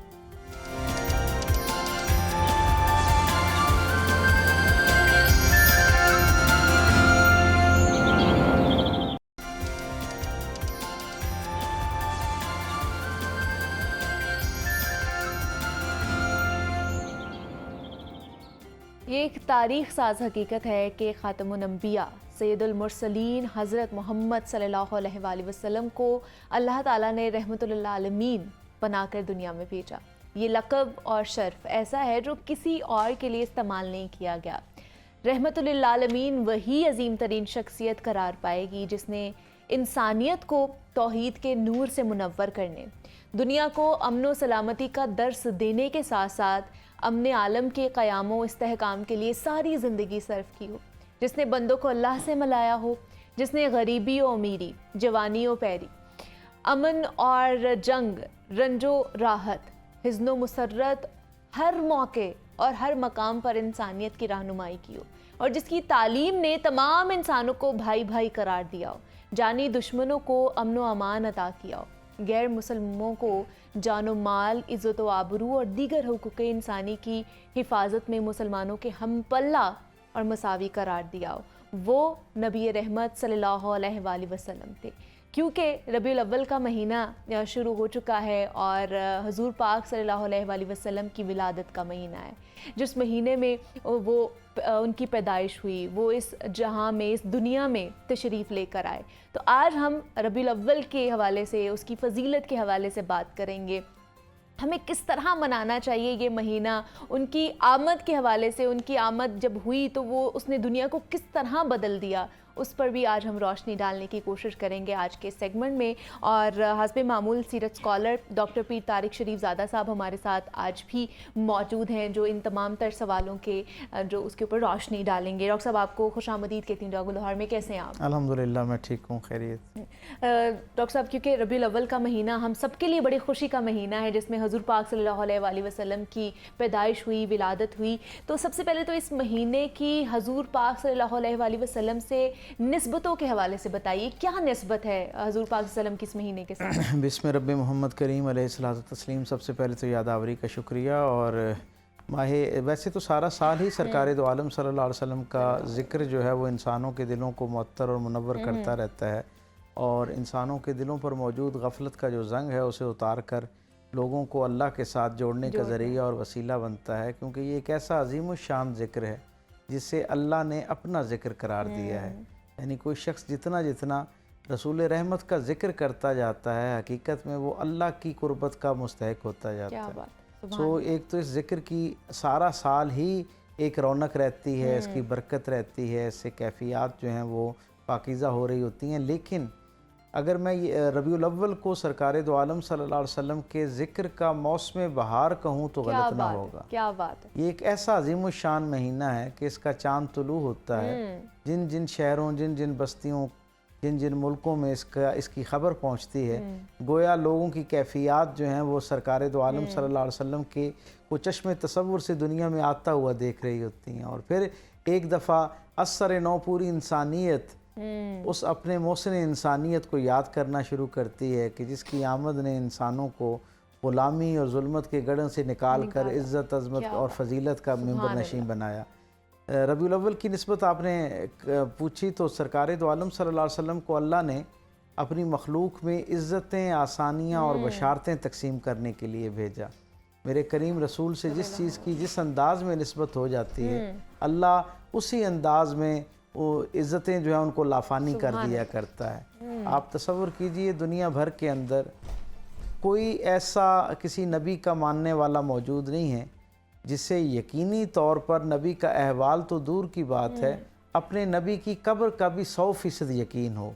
यानी पूरी दुनिया के अंदर कोई उम्मत ऐसी नहीं है जो सारी की सारी अपने नबी के अहवाल पे तो दूर की बात है, अपने नबी का जो मकाम आखिर है, उनकी जो आखिरी आरामगाह है, उसके हवाले से भी यकीनी तौर पर एक जगह इकट्ठी हो और एक राय रखती हो। लेकिन दूसरी तरफ मेरे रसूल का मामला ये है कि अल्लाह ने आपको इस शान के साथ मबूस फरमाया कि जिस जिस चीज़ की आपके साथ निस्बत होती गई, अल्लाह ताला ने उस चीज़ को जो है वो लाफानी इज़्ज़त अता कर दी। आप ये देखें, लोगों को तो अम्बिया व मुरसलीन की मकाम आखिर का अंदाज़ा नहीं होता, उनकी ज़िंदगी के अहवाल का, हत्ता कि बाज़ दफ़ा उनके सही ज़माने का तयन करना भी उनके लिए मुश्किल होता है। मैं कुर्बान जाऊँ रसूल रहमत सल्लल्लाहु अलैहि वसल्लम की इज़्ज़त और अज़मत पे कि हुजूर से जिन जानवरों की निस्बत हुई ना, लोगों ने उनके नाम भी याद रखे, उनके शजरे भी याद रखे। क्या बात। आप देखें ना कि रसूलुल्लाह सल्लल्लाहु अलैहि वसल्लम ने जिन बकरियों को इज़्ज़त से तवज्जो और शफ़क़त अता की, तारीख़ के सीने में वो नाम भी पूरी सेहत के साथ महफूज हैं।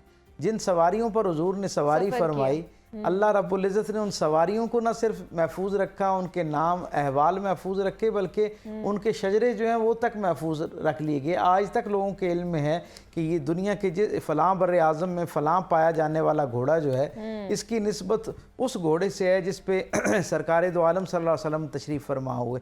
تو نسبتیں جو ہیں حضور کے ساتھ ہمیں لوگوں کو ہدایت کہاں تک ان کی اب پہنچی ربیع الاول کی جانوروں کے حوالے سے بھی انہوں نے دے دی جی اب آپ یہ دیکھیں کہ ربیع الاول کی نسبت جو ہے نا، ہر مہینے کو حضور سے جو ہے نا کچھ نہ کچھ نسبت ہے، اور اس کی نسبت سے اس کی عزت ہے۔ رجب کی اپنی معراج کی نسبت ہے، محرم کی نسبت ہے، رمضان کی الگ ایک نسبت ہے حضور سے۔ لیکن ربیع الاول ایک ایسا خوش نصیب مہینہ ہے کہ جتنی نسبتیں اسے رسول اللہ صلی اللہ علیہ وسلم کے ساتھ حاصل ہیں، شاید ہی کسی اور مہینے کو اتنی نسبتیں حاصل ہوں۔ اب آپ ذرا ایک شخصیت کا بطور شخصیت مطالعہ کرنا جب ہم شروع کرتے ہیں تو ہمیں اندازہ ہوتا ہے کہ کسی زندگی کو جاننے کے حوالے سے جو پہلی بات ہم کسی عظیم شخصیت، بڑی شخصیت کے بارے میں جہاں سے سفر کا آغاز کرتے ہیں جاننے کا، وہ کیا ہوتا ہے کہ اس کی پیدائش کے دن کون سے ہیں۔ تو رسول اللہ صلی اللہ علیہ وسلم کے لیے جب اللہ نے پیدائش کے دنوں کا انتخاب کرنا تھا تو ربیع الاول کی قسمت جاگی، اللہ نے ربیع الاول کا انتخاب فرمایا۔ پھر کسی بھی شخصیت کا دنیا سے جانے کا وقت جو ہے نا وہ بڑا اہم ہوا کرتا ہے۔ تو رسول اللہ صلی اللہ علیہ وسلم کے جب وصال کا وقت اللہ نے متعین کرنا تھا تو ایک مرتبہ پھر ربیع الاول کا انتخاب کیا گیا، یعنی گویا حضور کی پیدائش بھی اس مہینے میں ہے، اور اس مہینے کی دوسری نسبت یہ ہے کہ رسول اللہ صلی اللہ علیہ وسلم کا وصال بھی اسی مہینے کے اندر ہے۔ پھر ان دو دنوں کے درمیان، پیدائش اور وصال کے دنوں کے درمیان ایک بہت اہم دن وہ ہوا کرتا ہے کسی بھی شخصیت کا جس دن اس کی شادی یا اس کا نکاح ہوا کرتا ہے۔ رسول اللہ صلی اللہ علیہ وسلم کی زندگی میں متعدد نکاح ہمیں دیکھنے کو ملتے ہیں، لیکن آپ یہ دیکھیں میرے آقا کی جو پہلی شادی ہے، جو پہلا نکاح محسنہ اسلام سیدہ خدیجہ الکبریٰ سلام اللہ علیہا کے ساتھ ہے، اللہ نے اس خوشی کے دن کے لیے، اس نکاح کے دن کے لیے بھی جب زمان و مکان کی ترتیب قائم کی نا، تو ایک مرتبہ پھر ربیع الاول کا انتخاب ہوا۔ حضور کا حضرت خدیجہ الکبریٰ کے ساتھ جو نکاح ہے وہ بھی ربیع الاول کے اندر ہوا۔ مطلب اس سے ہمیں پتہ چلتا ہے کہ کتنا رحمتوں والا، برکتوں والا یہ مہینہ ہے، کہ جتنی آپ رحمتیں سمیٹ سکتے ہیں اتنی آپ سمیٹیں۔ پھر آپ یہ دیکھیں جب ہم کسی نبی کی زندگی کا مطالعہ کرتے ہیں تو ہمیں اندازہ ہوتا ہے کہ کسی نبی کی زندگی کا وہ دن شاید سب سے زیادہ تاریخ ساز، رجحان ساز ہوا کرتا ہے، ایک مائل سٹون کے طور پہ اس کی زندگی کے اندر موجود ہوتا ہے، جس دن اللہ اس کے قلب کے اوپر اپنی وحی کو جو ہے وہ نازل کرتا ہے، اپنا کلام اس کے سپرد کرتا ہے، وہ ہدایت نامہ اسے عطا کرتا ہے جو اس نے اپنی امت کو، اپنے زمانے کے لوگوں کو دینا ہوتا ہے، تاکہ لوگ دوبارہ سے اپنے رب کی توحید خالص کی طرف پلٹیں، اللہ کے پیغام کی طرف پلٹیں، اللہ کو کیسے راضی کرنا ہے ان رازوں سے دوبارہ سے واقف ہوں، انہیں اپنی زندگیوں میں آباد کریں۔ رسول اللہ صلی اللہ علیہ وسلم کی نسبت سے ویسے تو قرآن حکیم جو ہے وہ رمضان المبارک کے مہینے میں نازل ہوا، لیکن جو قرآن حکیم یعنی نزول وحی قرآنی جو ہے اس کا آغاز جب ہوا سورہ علق کی پہلی 5 آیات سے، اقرا بسم ربک الذی خلق کی جو معروف آیات ہیں، جب ان کی نزول کا وقت اور زمانہ متعین کرنا تھا نا تو ایک مرتبہ پھر ربیع الاول کی قسمت جاگی۔ اللہ رب العزت نے یہ جو پہلی 5 آیات ہیں نزول وحی قرآنیہ جو ہے نا اس کے لیے بھی پھر دوبارہ ربیع الاول کا انتخاب کیا گیا۔ تو 4 نسبتیں تو یہ ہو گئیں۔ جب کسی نبی کی زندگی کا ہم مطالعہ کرتے ہیں تو ایک اور بہت اہم دن کسی رسول نبی کی زندگی کا ہوتا ہے، اور وہ کیا ہے جو کم و بیش ہر نبی کی زندگی کا احوال ہے اس میں شامل ہے، ان کے معمولات میں، ان کی بائیوگرافی میں ہمیں ملتا ہے، اور وہ کیا ہے کم و بیش ہر نبی کو اپنے زمانے میں اللہ کے پیغام کو پہنچانے کے لیے ہجرت کرنا پڑی، اور ہجرت بڑا اہم دن ہوتا ہے کسی بھی رسول کی زندگی میں، اس کی شخصیت کو جاننے کے حوالے سے، اس کے زمانے کو جاننے کے حوالے سے، اس زمانے میں اللہ کے پیغام کو پہنچانے کے حوالے سے جو مسائل اور پریشانیاں، مصائب آنے ہیں ان کے حوالے سے۔ اب آپ یہ دیکھیں کہ رسول اللہ صلی اللہ علیہ وسلم کی زندگی کے اندر جب اللہ رب العزت نے ہجرت کے لیے زمان اور مکان کا انتخاب کرنا تھا تو ایک مرتبہ پھر پروردگار عالم کی نگاہ انتخاب جو ہے وہ ربیع الاول پر پڑی، اور رسول اللہ صلی اللہ علیہ وسلم کی زندگی کے اندر ہجرت کے لیے بھی ربیع الاول کا انتخاب کیا گیا۔ تو یہ ساری وہ عظیم المرتبت نسبتیں ہیں جو براہ راست اس مہینے کو رسول اللہ صلی اللہ علیہ وسلم کے ساتھ ایسے حاصل ہیں جو کسی اور مہینے کو حاصل نہیں۔ مثلا حضور نے نماز اگر پڑھی تو حضور نے رجب میں بھی پڑھی، رمضان میں بھی پڑھی، سارے مہینوں میں پڑھی، اس کی انفرادیت کسی ایک مہینے سے منسوب نہیں کی جا سکتی۔ لیکن یہ 5 وہ نسبتیں ہیں جن پر ربیع الاول جتنا اللہ کی بارگاہ میں شکر سبحان ادا اللہ، کرے، سبحان جتنا فخر کرے، اتنا جو ہے وہ کم ہے، وہ اتنا کیونکہ یہ کم میرے ہے. آقا اور کے ساتھ جتنی اس کی درود نسبت و سلام کی جو دعائیں ہیں یا تسبیح ہے، جتنا بھی ذکر و اذکار ہے آپ کر سکتے ہیں اس مہینے میں، آپ وہ کریں اور حضور پاک صلی اللہ علیہ وسلم کو، اللہ پاک کو یاد کریں. اچھا دوسرا تھوڑا سا میں نا حضور پاک صلی اللہ علیہ وسلم کی پیدائش سے پہلے کا جو زمانہ ہے، عرب کے اس وقت کے حالات کیا تھے، پیر صاحب وہ بھی جاننا چاہوں گی، کیونکہ کہا جاتا ہے کہ حضرت عیسیٰ کے کوئی 600 صدی کے بعد حضور پاک صلی اللہ علیہ وسلم کی جو ولادت ہوئی تھی، تو اس وقت عرب کا کیا وہاں پہ کس طرح کی روایات تھی، حالات کہتا تھا، کیا منظرنامہ کیا تھا، کس طرح کی روایات وہاں پر بس آپ ہو اس رہی سے تھی؟ اندازہ لگائیے. میں ہمیشہ ایک بات کہا کرتا ہوں کہ اللہ نے انسانی تاریخ کے سب سے بدترین معاشرے میں اپنا سب سے بہترین رسول بھیجا. سبحان اللہ.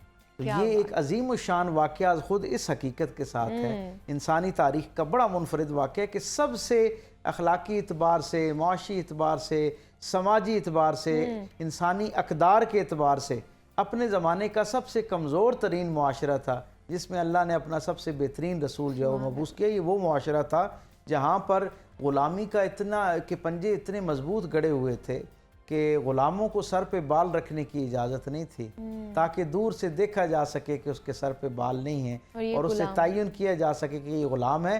غلام اور مالک اگر اکٹھے موجود ہوتے نا اور سایہ موجود ہوتا، میسر ہوتا، جس میں 10 آدمی کھڑے ہو سکتے ہیں، لیکن غلام کو سایہ میسر ہونے کے باوجود عرب کی اس تپتے صحرا میں، اس گرمی میں اپنے مالک کی موجودگی میں سائے میں کھڑے ہونے کی اجازت نہیں تھی، تاکہ دور سے دیکھنے والا اجنبی یہ فرق قائم کر سکے، یہ امتیاز قائم کر سکے کہ سائے میں کھڑا ہونے والا مالک ہے، آزاد فرد ہے، اور جو سامنے دھوپ کے اندر کھڑا آدمی ہے وہ جو ہے وہ ہے. اور پھر آپ انسانی رشتوں اور ان میں جو موجود حلاوت ہے اس کے حوالے سے احوال یہ ہے کہ یہ وہ معاشرہ تھا جس معاشرے کے اندر کوئی شخص اپنے احباب، اپنے دوستوں کی موجودگی میں کوئی مرد اپنے بچوں کو چوم نہیں سکتا تھا. اچھا، یعنی اتنا کثیف معاشرہ تھا، اتنا سخت دل والا معاشرہ تھا. عجیب طرح کی رسوم و رواج انہوں نے اپنی زندگی کے اندر جو بڑائی کے نام پر، فخر کے نام پر داخل کر رکھی تھی، یعنی جن کا اگر بہت ٹھہراؤ کے ساتھ، ٹھنڈے دماغ کے ساتھ مذاہب اور اعتقادات کی دنیا سے نکل کے بھی خالص انسانی بنیادوں پر بھی تجزیہ کیا جائے تو انسان یہی کہتا ہے کہ یہ بہت ہی جاہلانہ اور فرسودہ قسم کی روایات ہیں. لیکن عالم یہ تھا وہاں پہ کہ کوئی شخص اپنے احباب کی موجودگی میں اگر اپنے بچے کو بوسہ دے دیتا تھا نا، اس کو شفقت سے چوم لیتا تھا، تو کئی مہینوں تک اس کے دوست تمسخر کا نشانہ اسے بناتے تھے، اس کا مذاق اڑایا جاتا، ہنسی اڑائی جاتی کہ یہ کیسا شخص ہے، یہ کام تو ماؤں کا ہوتا ہے، یہ تو بڑی بہنوں کا کام ہوتا ہے، تم تو مرد ہو، تمہیں تو جفاکش ہونا چاہیے، تمہیں تو جری ہونا چاہیے، تمہارے اندر یہ انسانی نرمی جو ہے، یہ جو ہمدردی ہے، یہ جو شفقت ہے، محبت ہے، یہ تو مرد کی شان کے خلاف ہے. تصور کیجئے ایسے سخت دل لوگوں کے اندر میرے رسول کا اسوہ، میرے رسول کی زندگی ایسی گزری. وہ معاشرہ جہاں کوئی شخص اپنے بچے کو نہیں چوم سکتا تھا نا، میرے کریم رسول صلی اللہ علیہ وسلم نے اس معاشرے میں دشمن کے بچوں کو چوم کر دکھایا اور ایسی عزت عطا فرمائی، ایسی نئی روایات قائم کی کہ جس سے پھر ساری دنیا کے بعد میں آنے والے انسانوں نے استفادہ کیا. آپ یہ دیکھیں، بیٹیوں کا معاملہ یہ تھا اس معاشرے میں کہ جب کسی کو بیٹی کا پتہ چلتا ہے کہ اس کے ہاں بیٹی کی پیدائش ہوئی ہے تو اس بات کو ایک راز کے طور پہ چھپایا جاتا، اسے کسی کے سامنے بیان نہ کیا جاتا، اور پھر یہ شرمندگی اتنی بعض دفعہ بڑھ جاتی، ایک معمول بن گیا اس معاشرے کا کہ پیدا ہوتی بیٹیوں کو زندہ درگور کر دیتے تھے. یہ ایک بہت معمول، اور یہ صرف مسلمانوں کی تاریخ نے نہیں اس کو مرتب کیا، جو اس زمانے کے نان مسلمز تھے ان کے احوال میں، ان کے لٹریچر میں بھی یہ بالکل صحت کے ساتھ یہ بات ملتی ہے کہ یہ معاشرہ یعنی اپنی دل کی سختی کے اعتبار سے، جہالت کے اعتبار سے، اور جسے کہتے ہیں نا گمراہی کے اعتبار سے اس درجے پہ پہنچا ہوا تھا کہ اپنے وجود سے پیدا ہونے والی بیٹیاں جو ہیں ان کو، جن کا کوئی قصور نہیں ہے، جن کو پیدا ہوئے ایک دن ایک ہفتہ ہوا ہے، ان کو سپرد کر دیا کرتے تھے، زندہ درگور کر دیا کرتے تھے. ایسے معاشرے میں جہاں پر لوگوں نے اپنی بیٹیوں کو زندہ دفن کرنا ایک معمول بنا لیا تھا، اس معاشرے میں میرے کریم رسول صلی اللہ علیہ وسلم نے اپنی شہزادی سیدہ کائنات حضرت فاطمہ الزہرا سلام اللہ علیہ کو جس اعلیٰ عرفہ درجے کی عزت سے نوازا ہے क्या तारीख में उसकी कोई और दूसरी मिसाल मिल सकती है? नहीं मिल सकती। आप ये देखिए जहाँ मतलब कि हजूर पाक सल्लम के घर आती थी हजरत फातिमा, तो वो खुद खड़े हो जाया करते आप थे। देखिए ना, जिनके लिए सारी कायनात तख्लीक की गई है, सारी इज्जतें अजमतें जिस हस्ती के साथ रसूल रहमत के साथ वाबस्ता हैं, उनका अपना उसवा ये है, जिनके इकराम में सारी मखलूक जो है वो हाथ बांधे दस्त बदस्ता खड़ी है उनके सामने। वो करीम रसूल जब अपनी शहजादी को अपने घर में देखते हैं, आप देखिए ये अरबों का मुआशरा ऐसा था जिसमें अगर किसी के यहाँ बच्ची को जिंदा मारने से बचा भी लिया जाता किसी वजह से, तो उसे ये तरबियत दी जाती थी कि उसने अपने बाप के सामने नहीं आना, अपने वालिद के सामने नहीं आना। तो वो मुआशरा जहाँ पर माँ या बाकी घराने ने बच्ची की तरबियत कर रखी थी कि उसने अपने बाप के सामने नहीं आना कि उसकी गैरत ना जाग जाए और वो उस जहालत का शिकार होकर उससे मगलूब होकर कहीं तुम्हारी जान ना ले ले। उस मुआशरे में जब मेरे रसूल अपनी बेटी को देखते हैं तो अपनी जहाँ आप तशरीफ़ फरमाएं उस मकाम से खड़े हो जाते हैं और हर मर्तबा आगे चल के जाते हैं और उनका इस्तकबाल करते हैं, उनका माथा चूमते हैं, बाद दफ़ा उनका हाथ चूमते हैं।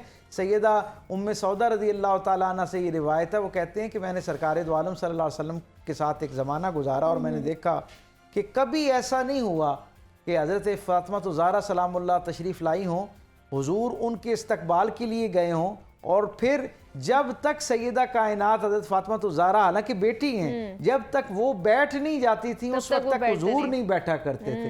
तो मेरे करीम आका ने तो बिलखुसूस अपनी उम्मत को और बिलउमूम सारे इंसानों को ये आला इंसानी अक़दार जो हैं उनसे दोबारा रूशनास कराया, उन्हें दोबारा ज़िंदा किया और ऐसे फ़ख्र के साथ राइज किया, ऐसे फ़ख्र के साथ राइज किया कि आज ये इंसानों की आला अक़दार और रिवायात समझी जाती है। एंड पे मैं यही जानना चाहूँगी क्योंकि वक्त की शॉर्टेज है, तो डॉक्टर साहब मकासद क्या है और किस तरह मनाना चाहिए? लास्ट मिनट रबीउल अव्वल जो है ना, यकीनन इसमें जो भी इजहार के करीने सलीके हो सकते हैं शरई हुदूद के अंदर रहते हुए, उसके अंदर कोई खराफात शामिल ना हो, लोगों की आम रोज़मर्रा की ज़िंदगी के अंदर कोई तकलीफ़ का वो बायस ना बन रहे हों, तो ये सारे इजहार के तरीके बुनियादी तौर पे ये खुशी है और खुशी के इजहार के सारे जायज़ तरीके जो हैं उन्हें अपनाया जा सकता है और इन पे अगर इखलास के साथ कोई जा रहा है तो यकीनन अल्लाह से अजर की उम्मीद रखी जा सकती है, यकीन रखा जा सकता है। लेकिन मैं ये समझता हूँ कि ये जो कुछ हम रबीउल अव्वल की खुशी के ज़ैल में करते हैं ये सारे का सारा अमल अपनी जगह ठीक, लेकिन हकीकी मकसद रबीउल अव्वल के मनाने का ये है कि रसूल अल्लाह सल्लल्लाहु अलैहि वसल्लम की पाकीज़ा ज़िंदगी के साथ अपने आप को जोड़ा जाए। हुजूर की ज़िंदगी के अंदर वो जो लाफानी खैर मौजूद है, वो जो खूबियाँ मौजूद हैं, वो जो बेहतरीन आला इंसानी मिजाज के रवैये मौजूद हैं, उनसे अपनी ज़िंदगी को आबाद किया जाए। जब कोई शख्स अपनी ज़िंदगी को उन पाकीज़ा रवैयों से आबाद करना शुरू करता है तो उसकी अपनी ज़िंदगी भी खैर पर मबनी हो जाती है, फलाह पर मबनी हो जाती है और उसका इर्द गिर्द का जो माहौल है वो भी जो है वो पाकीज़ा होना शुरू हो जाता है। तो रबीउल अव्वल के मनाने का सबसे मौसर तरीका मैं ये समझता हूँ यही है कि हुजूर का जिक्र भी किया जाए, चरागा भी करें, लोगों को पकवान भी खिलाएं, खुशियों का इजहार भी करें, लेकिन ये मत भूलें कि ये सारा जो है ये रास्ता है इस खुशी के मनाने का। इस खुशी की मंजिल जो है वो रसूलुल्लाह सल्लल्लाहु अलैहि वसल्लम की अतात है। जब कोई शख्स अतात में कामिल होना शुरू हो जाता है तो हकीकत में वो अल्लाह की रज़ा के करीब होना शुरू हो जाता है। क्या बात है, बहुत ही खूबसूरत। वैसे भी ये सेगमेंट हमारा बड़ा अच्छा रहता है क्योंकि ख़ास तौर पर आज हमने रबीउल अव्वल के हवाले से, हज़ूर पाक सल्लल्लाहु अलैहि वसल्लम की आमद के हवाले से, इस दुनिया में आमद के हवाले से बात की, तो ये और भी ज़्यादा आज का जो सेगमेंट है हमारा खूबसूरत रहा। डॉक्टर पीर तारिक शरीफ ज़ादा साहब हमारे साथ मौजूद थे। डॉक्टर साहब बहुत शुक्रिया आपके वक्त का कि आप यहाँ पर आए।